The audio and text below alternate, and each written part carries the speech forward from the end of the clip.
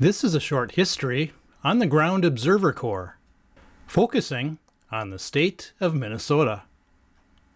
The world's first nuclear bomb was detonated in New Mexico on July 16, 1945.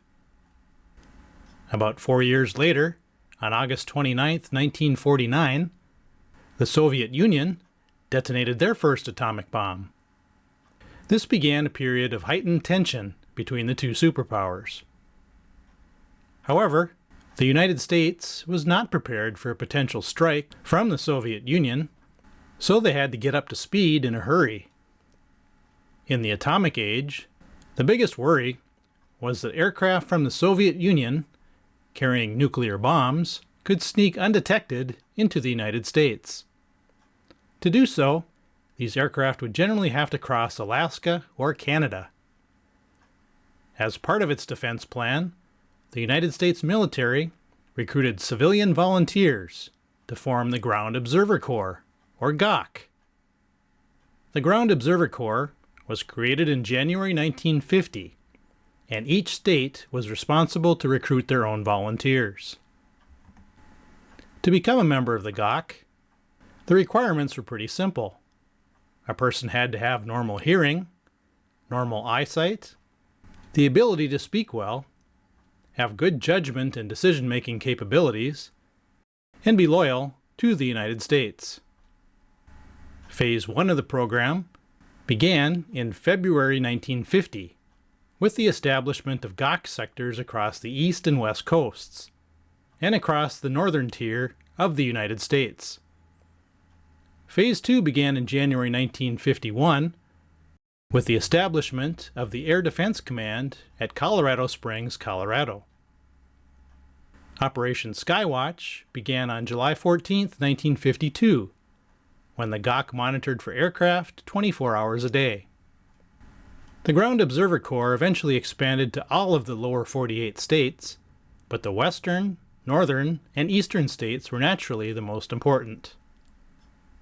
The GOC watched and listened for aircraft at various observer posts across the country.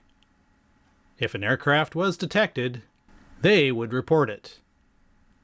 The Ground Observer Corps could also save lives by noting where airmen ejecting from aircraft went down. They could also save airplanes by guiding lost pilots to safe landings.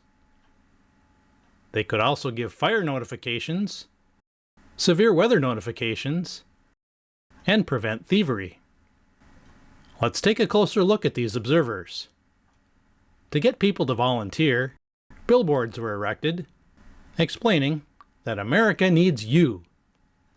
Civil defense was very important. Look, listen, and live. President Eisenhower explained that America needs you in the Ground Observer Corps. Posters were hung around cities, and even help wanted advertisements were taken out in local newspapers. Look a little closer at that help wanted ad, which noted no wages, salary, overtime, or fringe benefits. The catch was a rewarding sense of personal satisfaction and public appreciation. How many people would answer that advertisement today? Celebrities also became involved in the promotion of the GOC, including Liberace, Miss and Mrs. America, and James Stewart. All this helped, as this next chart shows.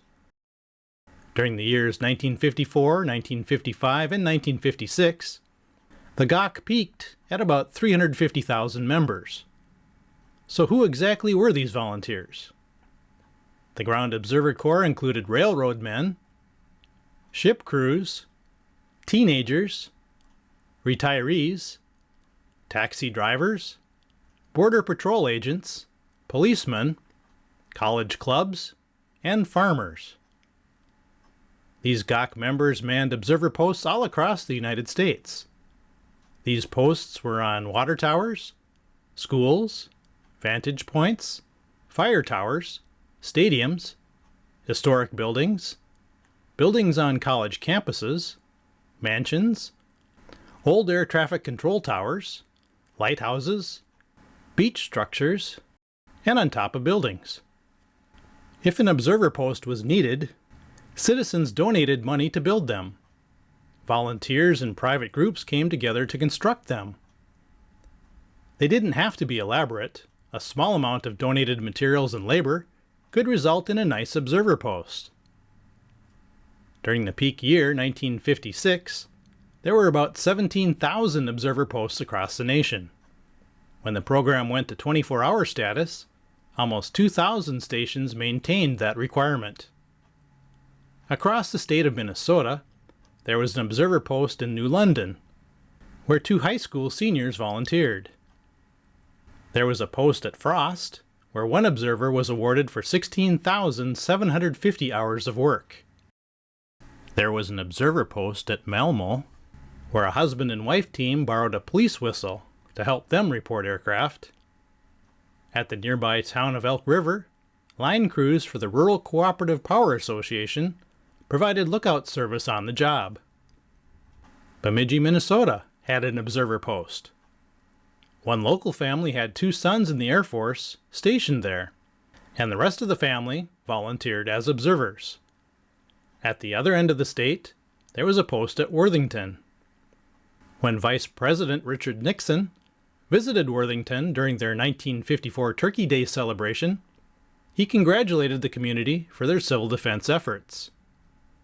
The Worthington Observer Post was located on top of the YMCA building and had 350 volunteers. There was an observer post at Grand Portage on Lake Superior, where 2 teachers and 44 elementary students monitored for aircraft during school hours. At a post in Buffalo, Minnesota, just northwest of Minneapolis, new observers witnessed 2 Air Force jets collide mid-air. At another observer post located at Laverne, Minnesota, the community dedicated a new tower with music by the high school band. At Eagle Lake in south central Minnesota, the Ladies Club raised money to build a new post. There was an observer post at St. Cloud, where inmates from the reformatory maintained a 24-hour skywatch. The prison had several high towers which gave an excellent view of the area. Minnesota had a large number of fire towers. In 1953, there were 46 federal and 91 state lookouts. Even the northwest angle had an observer post. This post was the furthest north in the lower 48 states and was composed of a lumber camp and fire tower. Finally, at the observer post in Stillwater, Minnesota, one observer witnessed an aircraft crash in a field north of town. Due to the observer's report, rescuers were quickly able to locate the pilot. Those were just a few of the observer posts that operated across the state. The next part of the process was relaying reports. When observers saw or heard aircraft, they recorded the contact in their official log. Then, they had to relay the report to their regional hub. This was done partly through the use of radio and partly through the use of the telephone. The regional hub was called a filter center.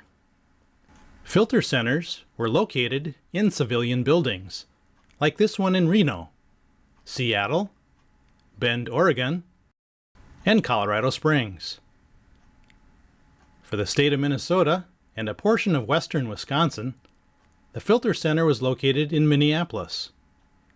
This map shows the location of the other filter centers across the northern plains.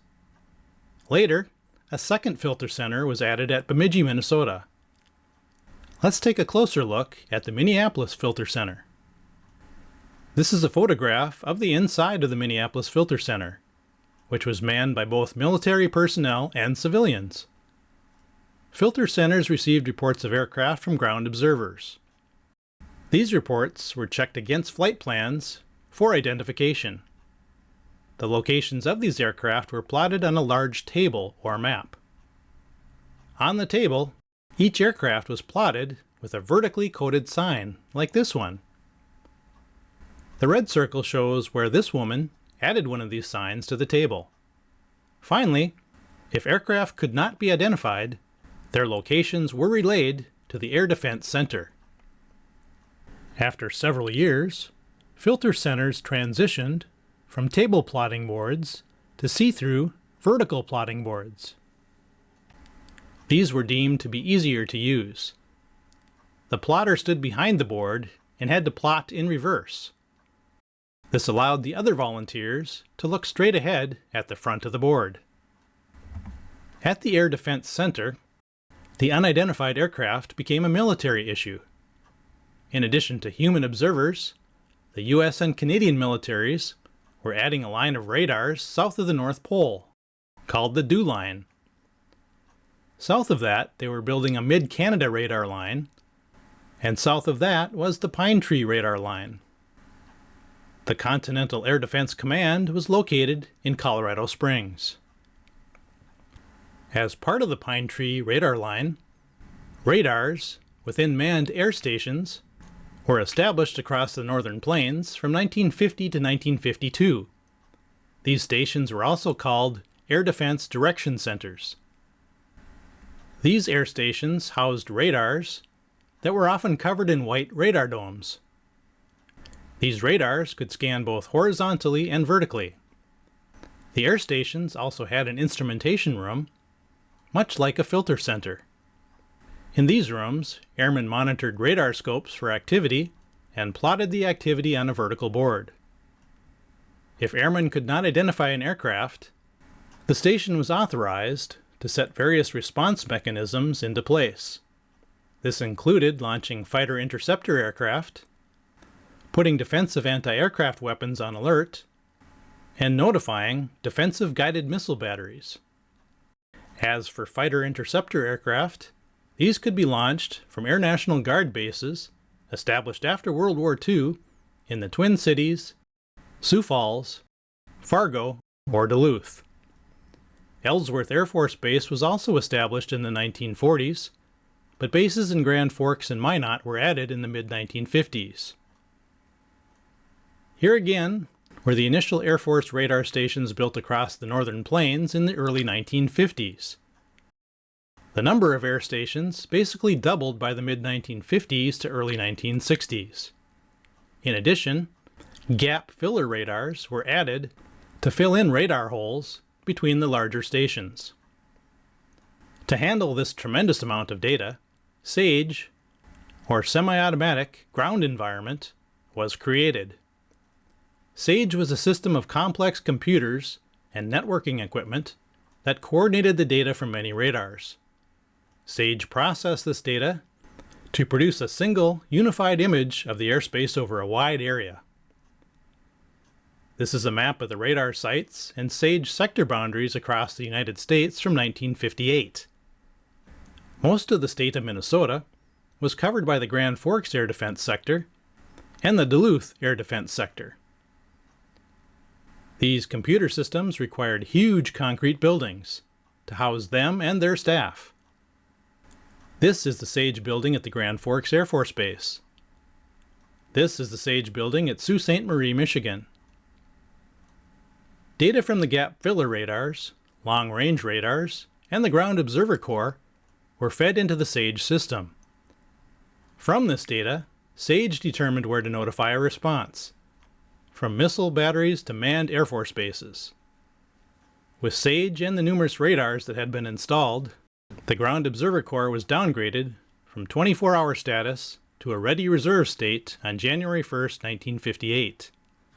Then, a year later, on January 31, 1959, the GOC program was ended. It was an interesting decade that most people today have never heard about. That concludes the video. Make sure to check out my other YouTube videos and my primary website at mnbricks.com.